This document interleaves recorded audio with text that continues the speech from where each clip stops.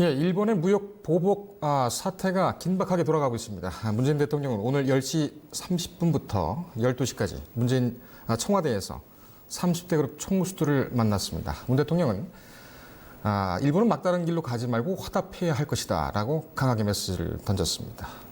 이번 달 내에는 국회에서 방일 외교단을 만들어서 의원들이 일본을 방문한다고 합니다.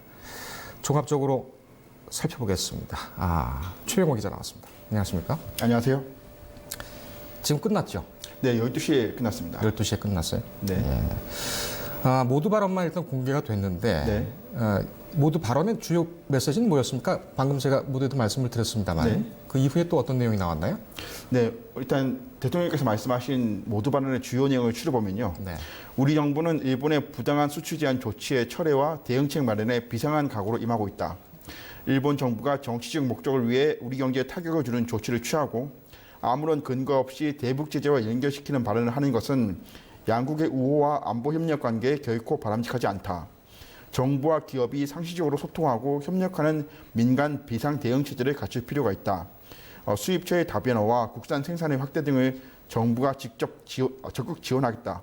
라고 강조했습니다. 예. 그러면은 이번 그 모두 발언에서도 국회에 던지는 메시지도 있었죠? 네, 그렇습니다. 어떤 메시지가 나왔습니까? 국회에 대해서는 빠른 기술 개발과 실증 테스트 등을 위해 시급히 필요한 예산은 국회 협조를 구해 이번 추경 예산에 반영할 것이며 예. 국회도 필요한 협력을 해 주시리라고 믿는다라고 네. 말했습니다.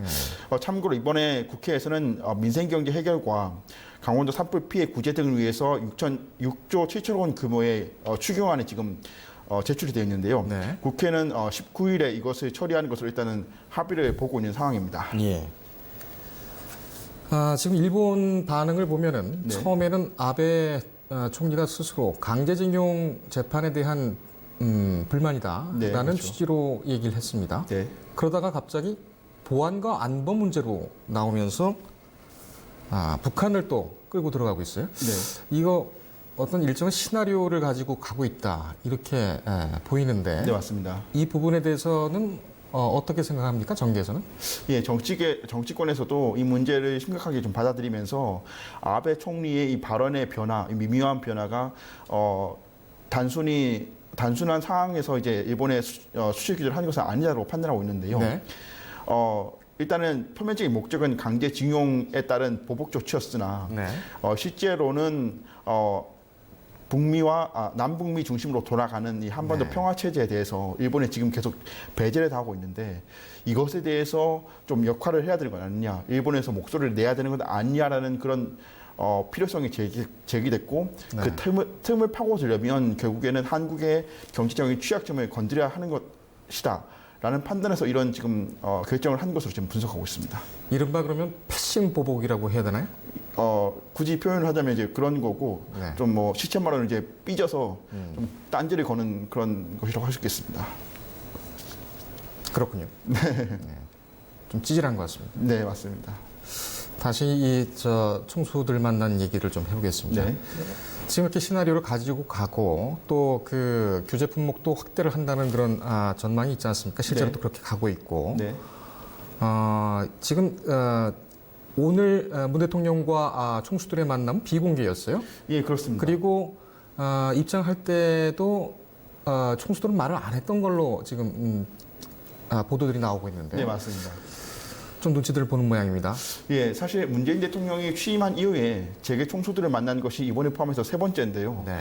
이렇게 사전에 모두 발언만 짧게 공개가 되고 이후의 내용에 대해서도 일단 청와대에서는 별도 브리핑은 없을 것 같다라고 얘기를 했는데 네. 이렇게 좀 비공개로 치러지는 행사가 이번이 처음이었습니다. 네. 그만큼 어떤 의미에서는 정부나 재계가 일본을 자극하지 않기 위해서 대책을 논의하더라도 그것이 외부로 알려져서 일본을 자극하는 결과를 내지 않기 위해서 좀 조심하는 모양새인데요. 네. 정부의 조치와 관련해서 한 가지 에피소드가 있는데 네. 정부가 지난 4일에 국가안전보장회의 즉 NSC를 열고 이 일본 수출 규제를 논의했습니다. 그리고 나서 이제 그 결과를 브리핑했는데 최초에는 일본의 조치는 정치적 보복이다라는 표현을 썼다가 20분 뒤에 이것을 부랴부랴 보복이라는 표현으로 바꿨습니다. 예. 정치적이라는 말을 뺀 거거든요. 이것에 대해서도 우리 정부가 일본에 대해서 다소 외교적 관계를 고려해서 정치적 보복을 그냥 보복이라고 좀 톤다운시킨 것 아니냐라는 얘기도 나오고 있고요. 네.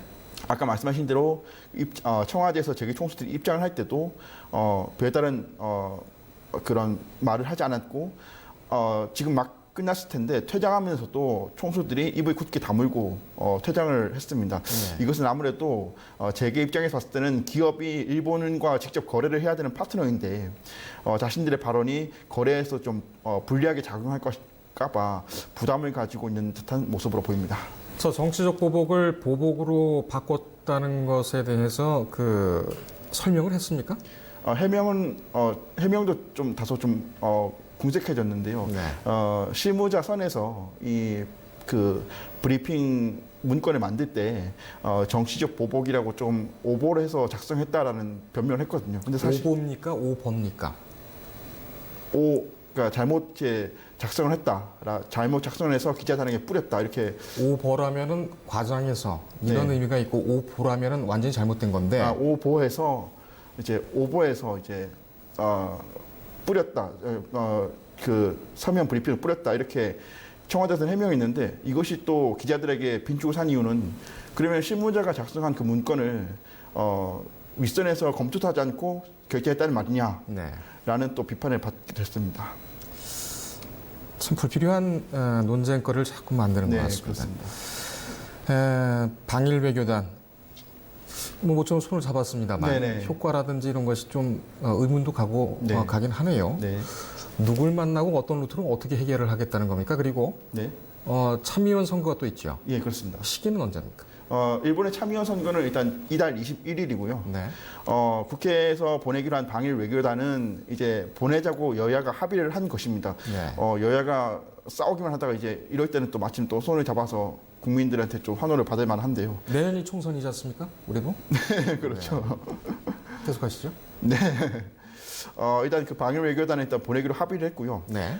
아직 계획이라든지 누가 갈 것인지는 지금 결정이 되지 않았으나 네. 사안의 중차대성을 봤을 때는 국회 외교통상위원회와 산자중기위원회를 중심으로 갈 것으로 보입니다. 네. 그리고 갈 시기에 대해서도 이달 21일에 일본 참의원 선거가 있는데 그 전에 갈 것이냐 아닐 것이냐를 가지고 또 논의를 할 것으로 보입니다. 알겠습니다. 외교단이 간다고 해서 다 문제가 해결이 되는 것은 아닌데 네. 역대 외교단의 그 방문 성과를 좀 볼까요? 어떻게 나왔습니까? 예, 최근에 주요하게 주목할 사례는 한미 정상회담 전인 베트남 하노이에서 열렸던 북미 정상회담 전 2월에 있었던 방미 외교단이 있었고요. 네. 또 최근 5월에는 방중 외교단이 갔습니다. 그 방미 방중 외교단은 나름의 성과를 냈다고 이제 평가를 받는데요. 네. 성과가 없었다, 괜히 갔다라는 말이 듣는 것은 2017년 1월에 박근혜 정부 당시에 정부가 사드를 배치하기로 한 것에 대해서 민주당에서 방중 외교단을 구성해서 중국에 가서 이 사드 문제 해결을 하려고 했습니다만은 네. 일각에서는 굴욕 외교였다. 왜 갔느냐, 괜히 갔느냐라는 말을 들었습니다. 네. 저희가 그래픽을 준비를 했는데 그래픽을 좀 띄워줬으면 좋겠습니다. 네, 지금 2019년 국회 방미외교단 대표단 구성 일정 네, 참고로 보시면서 계속 얘기 나눠보겠습니다. 네, 앞에서 그 사드 외교단 네, 여긴 정부가 사드 배치를 결정했는데 국회에서는 다른 목소리를 냈어요. 네. 이번 방일 외교단 가가지고 또 헛소리 하는 거 아닙니까? 예, 사실 그런 우려가 있는 것도 사실인데요. 정부는 아까 앞에서도 말씀드렸듯이 정치적인 마찰은 최소화하면서 WTO 등 경제적인 문제로 이걸 해결하려고 하는데 이번 방일 외교단에서는 분명히 자유한국당도 같이 갈 것이거든요. 예. 한국당의 기조는 WTO 제소 관련 실효성이 있느냐라는 예. 것과 일본에 대해서 조금 더 강력한 목소리를 내야 된다라는 얘기를 하고 있습니다. 예. 그래서 자칫 이 방일 외교단이 정부와 완전히 반대로 움직여서 정부의 스텝을 꼬이게 하고 재계에 더 어려움을 주는 건 아니냐라는 지적도 나오는데요. 그렇지만 일각에서는 우리 사회가 지금 민주주의 사회이기 때문에 외교단이 다양한 목소리를 내는 것에 대해서 문제 삼을 그런 근거도 없고 그것을 굳이 막을 수도 없다 이렇게 지금 얘기하고 있는 상황입니다. 알겠습니다. 지금 수출 규제, 무역 보복이 시작된 지 4일, 지난 4일부터 네, 그렇습니다. 일주일 정도 되는 예, 거예요. 맞습니다. 정부 차원에서 항의도 많이 하고 네. 여러 강한 메시지도 나왔습니다만 네.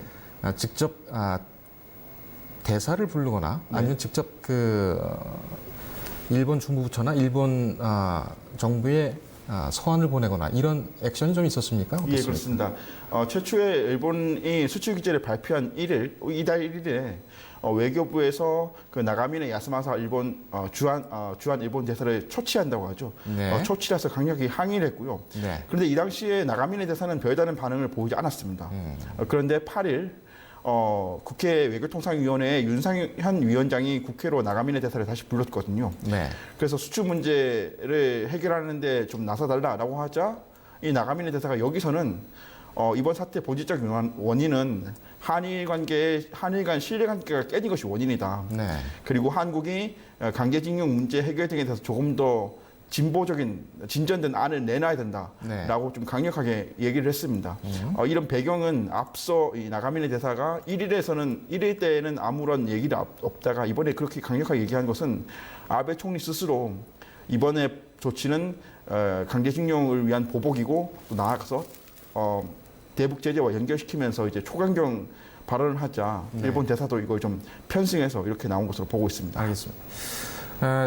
신경 쓰이는 것이 이제 그 국민들의 반응입니다. 양국 국민들의 반응. 근데 일본 지금 아베 내각이 우리나라의 그 보수 언론지, 보수 신문, 예, 뭐 아시는 분들은 다 아시겠습니다만 거기에 나오는 댓글들을 다 긁어다가 지금 국내에서도 이렇게 문재인 정부의 외교적 실책 때문에 이런 일이 발생했다라는 그런 근거로 보수지 언론사에 그 댓글을 긁어다가 국민들에게 홍보를 한다고 합니다. 실제로 일본 현지에서도 그렇고 또 우리나라로 들어와 있는 그 일본 학자들도 그렇게 또 우려를 하고 있던데 이 부분에 대해서는 좀 취재를 했습니까? 갑자기 물론 물어보는 겁니다만 우리나라하고 일본하고 지금 그 국민들 감정은 어떻습니까? 네, 이 일본 수출 규제가 일어나고 나서 일단 우리나라에서는 반일 감정이 좀 많이 높아졌고, 뭐 페이스북이나 인스타그램에서도 그 반일을 상징하는 그 프로필 사진을 올리면서 반일 운동에 동참하고 있는 상황이고요. 뭐 일본 물품 쓰지 말자, 일본 여행 가지 말자 이런 얘기가 나오고 있습니다. 마찬가지로 일본에서도 혐한 갈등이 혐한 반응이 좀 더 높아지고 있는데 반면에 일본의 식자층 지식인들은 아베 총리가 수출 규제를 한 그 의도를 간파하고 좀 지나치게 행동했다라고 지금 비판 성명을 내기도 했고요. 우리나라의 일부 전문가들이나 학자들은 만약에 일본에서 지금 이렇게 식자층들이 아베 총리를 비판하고 나섰다고 하면 우리가 무조건 혐한으로 반일로 가기보다는 일본 국민들을 끌어안는 태도를 보여서 일본 국민들과 연대해서 아베 총리를 좀 고립시켜야 한다. 이런 주장도 하고 있습니다. 알겠습니다. 이 문제는 좀 장기전으로 비화가 될 것 같군요. 상황이 변한 대로 또 모셔서 한번 얘기를 또 나누겠습니다. 수고했습니다. 알겠습니다. 감사합니다.